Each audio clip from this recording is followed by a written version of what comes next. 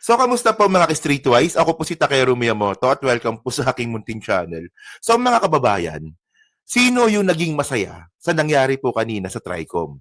Actually, kanina hindi ko po siya napanood. Ngayon lang ako nag-ahabol sa Tricom eh. Kaya napalive tayo ng gabi kasi pinanood ko po yung ibang part po ng Tricom. So, sino po sa inyo ang satisfied dun po sa nangyari po sa Tricom kanina? Kasi po, no, para sa akin base po sa napanood ko nga kanina, naging fair naman po yung mga congressman natin. Naging fair po sila. Naniniwala po ako doon. At nakita naman natin, wala naman na contempt. Di ba? Well, merong part nung kay Benny Abante na tinawag niyang tanga si MJ.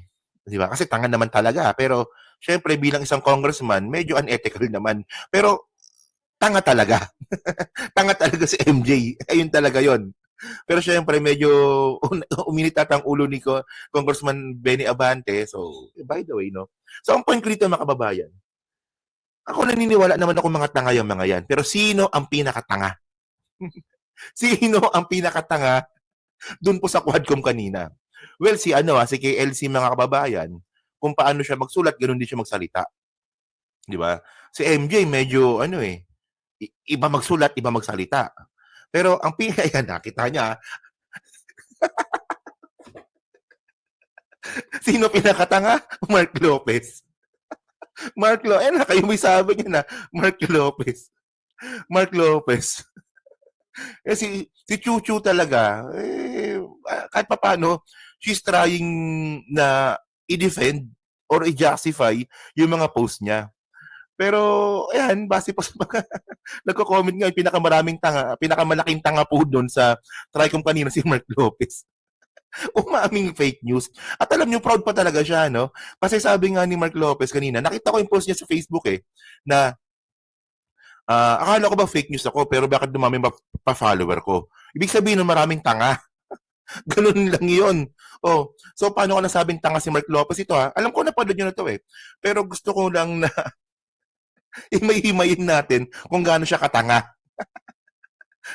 Tanga po talaga, sorry. So sabi dito, no?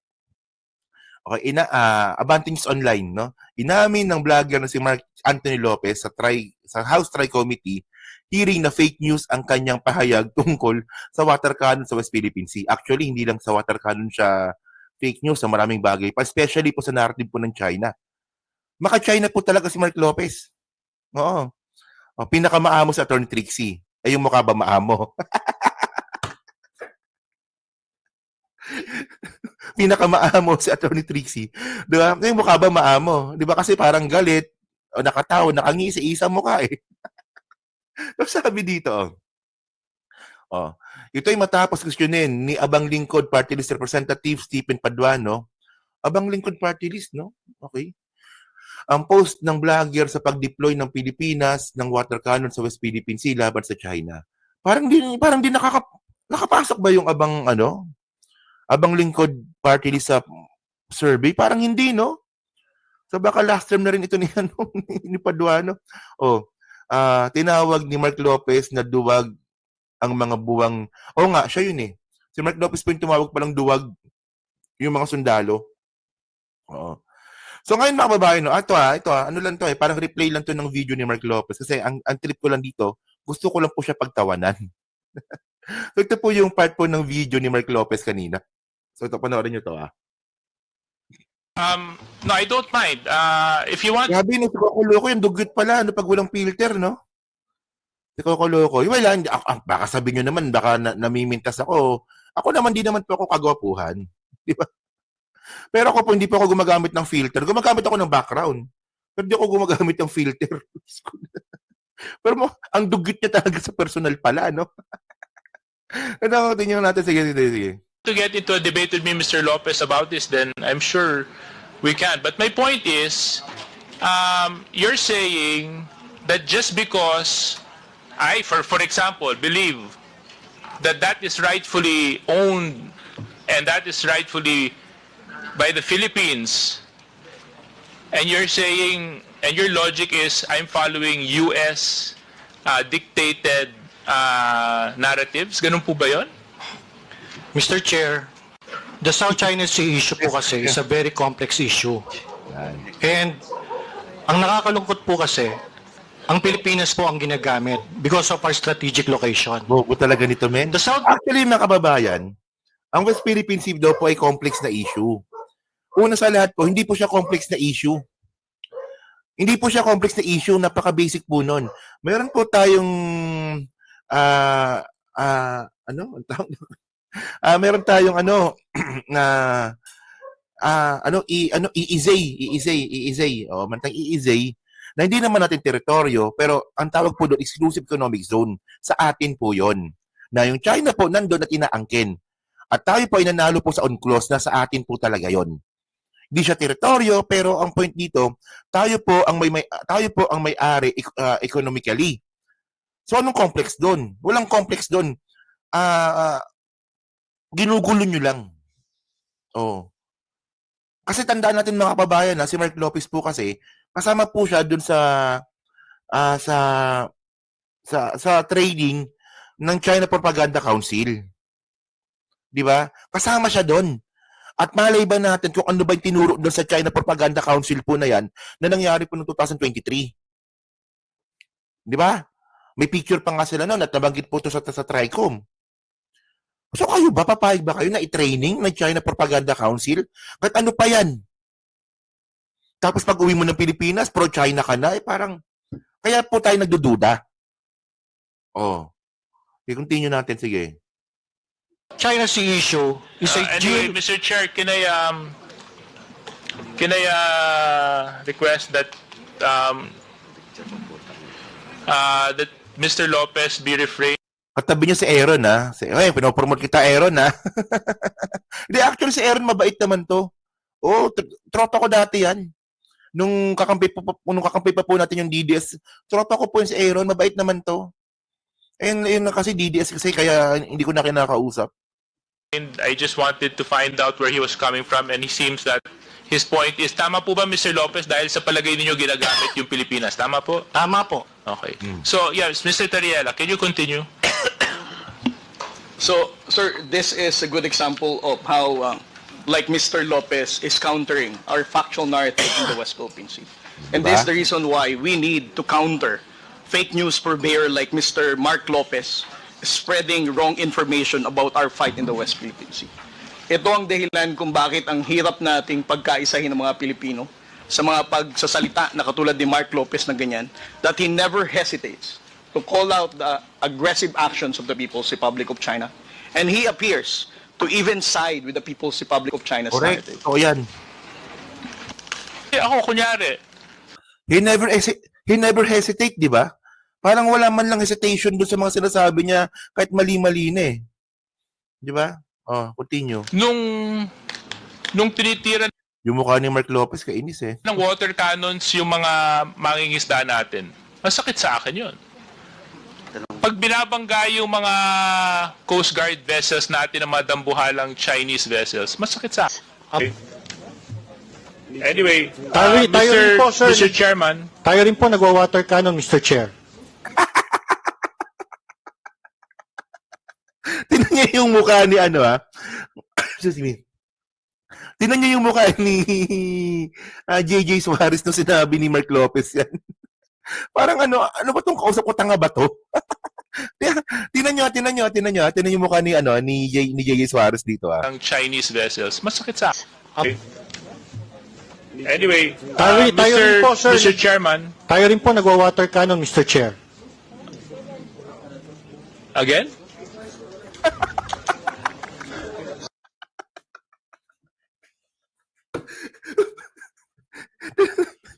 Tingnan niyo yung mukha ni Congressman JJ Suarez. Sabi, ano ba to? Tanga ba to? Oo nga pala, may nag-water cannon. Si JJ Suarez, hindi nyo ba alam? Yung nag-water cannon po sa China, yung ABP. Ayan, no? Yung ABP po nag-water cannon sa sa China. Hindi, natawa ako sa mukha ni JJ Suarez. Kasi alam mo yung, ano ba to, nagbibiro ba to? Seryoso ba to? Tanga-tangahan o tanga talaga? Yung mukha niya, pati si Commodore J. Tariela, nung natawa na rin. Ang ibig sabihin nito, mga kababayan, di ba? Ganyan po sila ka-fake news talaga. Wala silang habas, basta makapagsalita. Hindi, actually, alam nyo, kung meron mang pagkukulang kanina, actually, almost perfect na kanina eh. Yung Tricom kanina. Ang gusto ko lang po talagang itanong, malamang baka sa susunod na hearing nila itanong ito, sino ang nagbabasbas sa kanila sa fake news nila?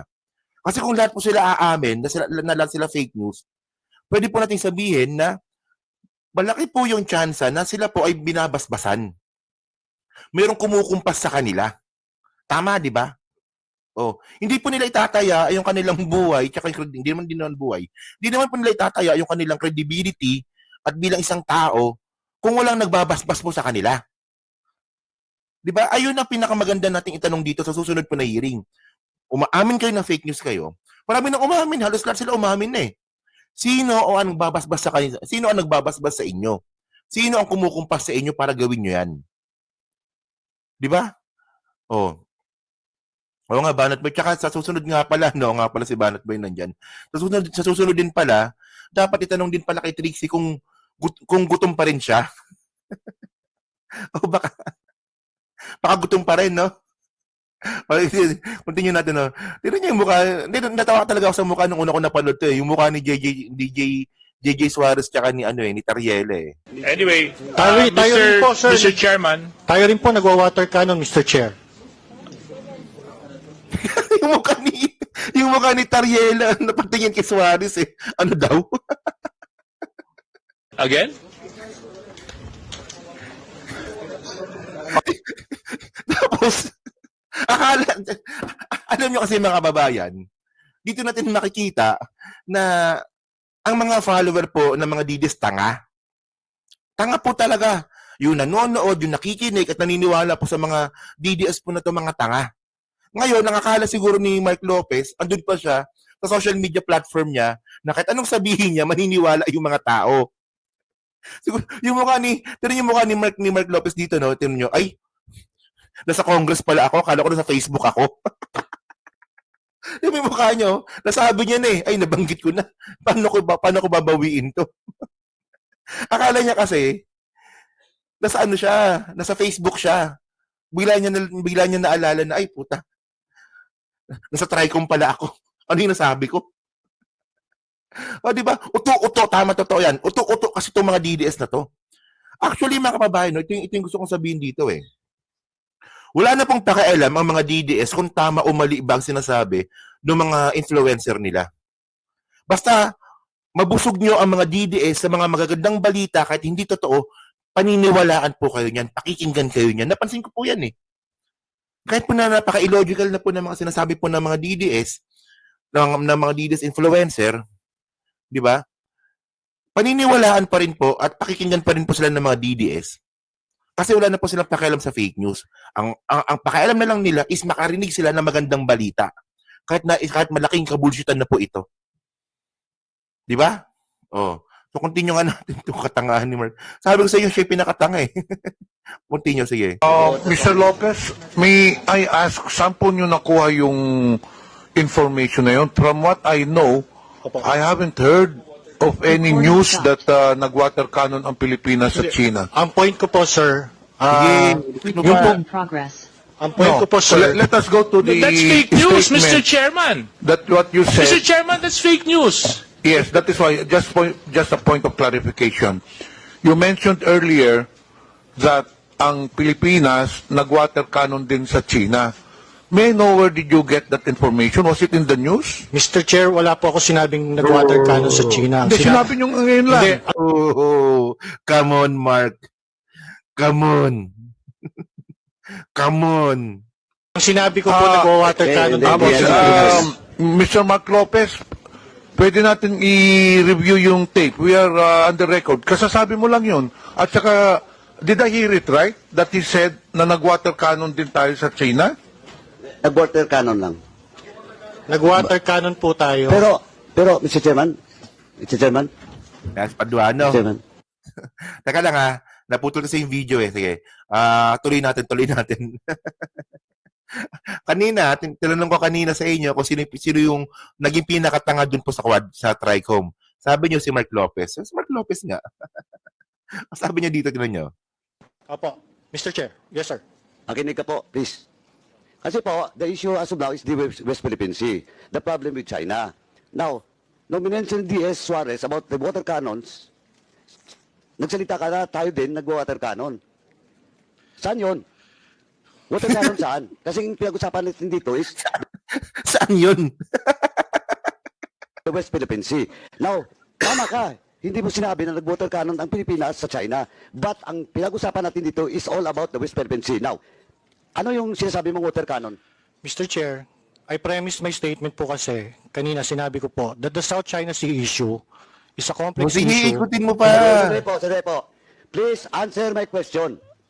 What do you mean that the Philippines is using water cannon? Kasi po yung water cannon is a facility. Opo. Huwag ka magpalusot. I warn you. You're under oath. Ang water cannon Sagutin mo po, po where you refer that water cannon. That hindi you po, mentioned. ang water cannon deployment po kasi is one of the actions taken by a state. Pag meron po mga dispute na ganyan nga po, Ang Pilipinas, ibig mo sabihin, mag-water cannon din sa China. pwede po. That's Oh, sinabi Oh, mo iba nag-water na. cannon. iba Mr. na. Chair, wala ako kasi sinabi na ang Pilipinas na ginater cannon ng isang kalabang state. Ang Ay, sinabi ko sandali po. But we're talking about the West Philippine Sea. This will be your last warning. Or else I will cite you in contempt. This is your last warning. You're under oath. Opo. What do you mean that the Philippines is using water cannon? Mr. Chair, ang sinabi ko nga po, ang Pilipinas po, nag-water cannon, pwede po mag-water cannon. Hindi. Walang pwede. Sinabi mong mag-water cannon. Mr. Chair, sige po. Mr. Chairman, with this, Mr. Chairman. Mag-apologize po ako. Mali po ako. Sige po, fake news po ako. Oh, diba? Ang sinasabi ko lang po, Ayan. pwede po ang water cannon sa South China Sea issue. Hindi, ganito lang po. Fake news po ako. Hindi, ang O, di ba? Hindi, kasi ang point dito mga kababayan, no? Actually, no, ito, no, ito matagal na po kasi nilang ginagawa ito. Di ba? Una, kakampi po natin sila nung una. Di ba, nung eleksyon, masaya tayong lahat, kakampi natin sila. Pero mula nga po nung tinanggal nga itong si Victor Rodriguez, doon na nga po nagkanda hetot-hetot po ang lahat. And then, doon po nila naisip na mag-distab. So, ang point ko dito mga kababayan, no, so, matagal na po nilang ginagawa yung mga fake news po na yan. At marami pong naniwala sa kanila.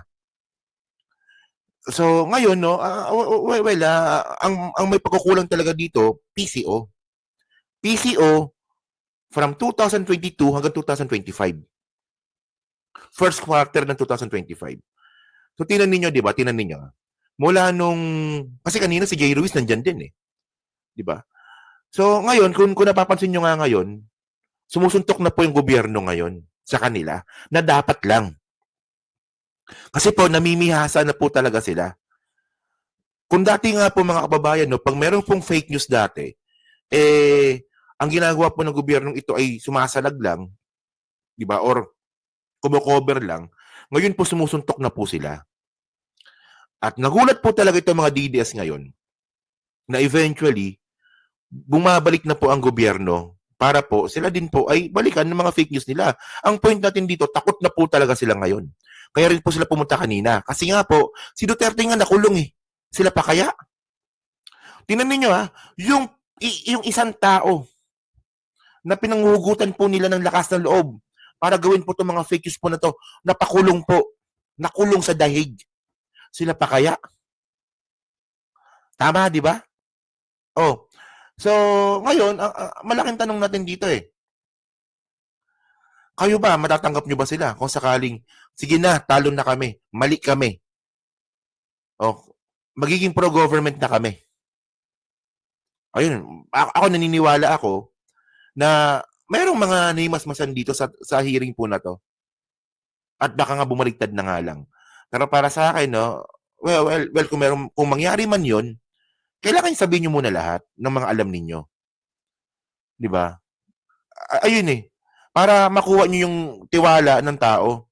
Sabihin niyo paano umikot ang DDS? Paano nagkalat ng fake news ang DDS? Sino nag-orchestrate ng mga fake news? Paano nyo ginawa yung pulburon video? Sino ang nag-orchestrate ng pulburon video? Sino yung mga financier mga financier, sorry, ng mga fake news. Ayun ang gusto nating malaman. And then, pag sinabi nila yon, saka natin pag-isipan.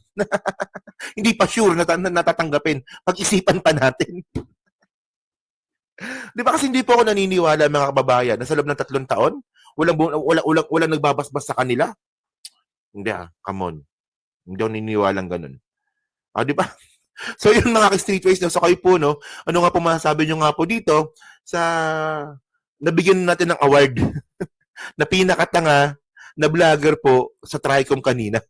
May award may award system tayo tandaan nyo na ito nga po si Mark Lopez. So, hindi, kayo ba? Masaya ba kayo kanina sa nangyari po masaya ba kayo kanina sa nangyari po sa Tricom? At tandaan natin mga kababayan, meron pang isang tao ang hindi pa po nila natatanong, si Joey Cruz.